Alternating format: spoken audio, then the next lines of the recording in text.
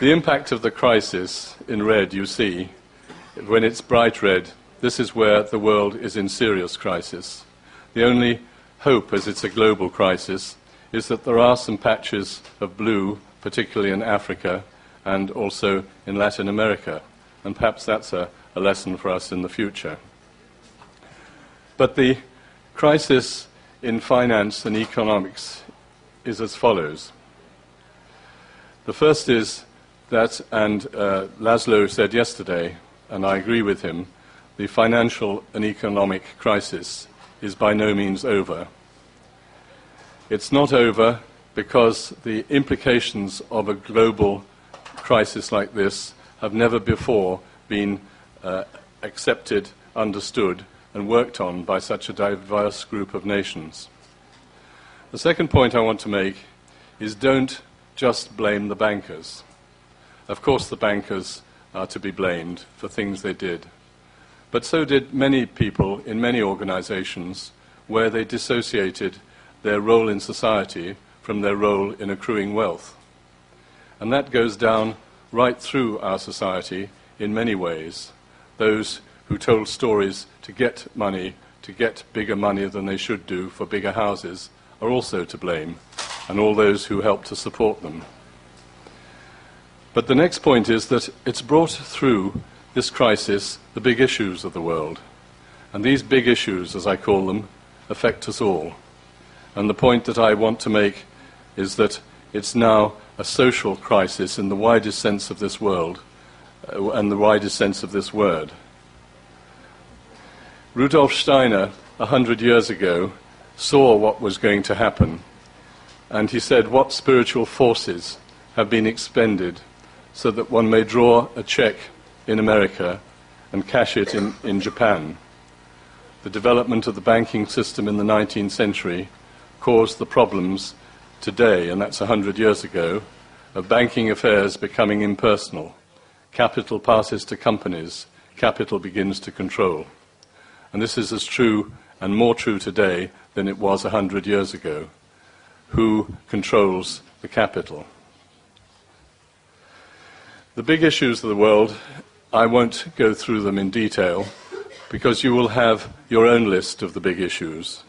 But here are some of them, like global warming, which we know about, and the billion hungry.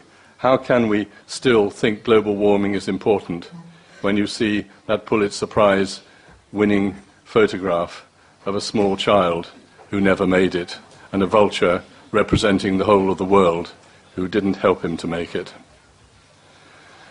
Terrorism we know about, and energy and water and population and food, and government forms too. Democracy, as Winston Churchill said, is the worst form of all governments except all the others that have been invented from time to time. Will democracy work for us in a complex world where only a few countries out of the 196 in the United Nations are democracies? Aging, and in other countries youthing. Unemployment, especially youth unemployment, and the differences between the rich and the poor in GNP. The local and regional wars, where young boy soldiers in the Congo are still fighting. And happiness, and what we mean by contentment and happiness and fulfillment. And there's more issues, like the North-South. And the big states, and I put it to you here, a really big issue for us Europeans, and most of us in this room are Europeans. The big states are Russia and the US and China and Japan and Brazil and India, and you have to put a question mark against Europe. Who do I call, the Americans say, when I want to call Europe? Who do you pick the phone up to? Who can deliver? Can the Prime Minister of the UK deliver? No. Of Germany? No. Of Italy? Well, perhaps. But not really. No one at all can deliver at this stage. And then there's the role of the, what I say, of the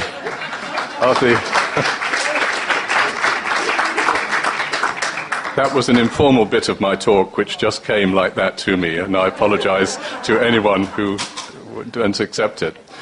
The role of the G states. Now, this is something I think you should take on board, because I've don't think many people realize. We had a G7, the big countries of the world, or we thought they were the big ones. It became the G8. Then it became, someone said, the G2, really, just China and America. But what is clear is the G20 at the moment is something which is going to be very important in clearing up these big issues, is that we're talking mostly about Europe or Western civilization. What would it sound like, this meeting now, in Japan or Brazil or in the Congo or in India or China? And if we're going to look at values, we can only talk at this stage about European values, because many communities in the world have plenty of values, thank you very much. And some of them are very good and some not so good.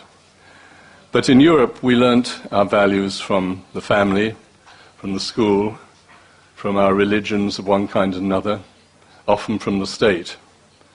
But gradually, over 50, 100 years, perhaps since the Enlightenment of the 18th century, 19th century, they've been less taught and less thought about. And perhaps we need to define and to discuss and to transfer our thoughts about these values. There are some signs of change, and sometimes we can try to combine our personal and global values. One of you came to me and said, I wonder if you could just tell me in a couple of sentences what transpersonal meant. I've written an article which is mostly based on John Rowan's work, who knows more about spirituality and the transpersonal in writing terms than most. I ask you, what is your definition? I've put a definition, I think, if I can find it, that the transpersonal, for me, describes the journey of an individual moving from just personal considerations to wider spiritual and sometimes... Sorry? Sorry? Slow. What did they say? What? Yeah. Wider spiritualization describes the journey of an individual moving from just personal considerations to wider spiritual and sometimes planetary perspectives of life. It can be approached through scientific and or mystical or religious investigation. And we all have our own, and it doesn't matter.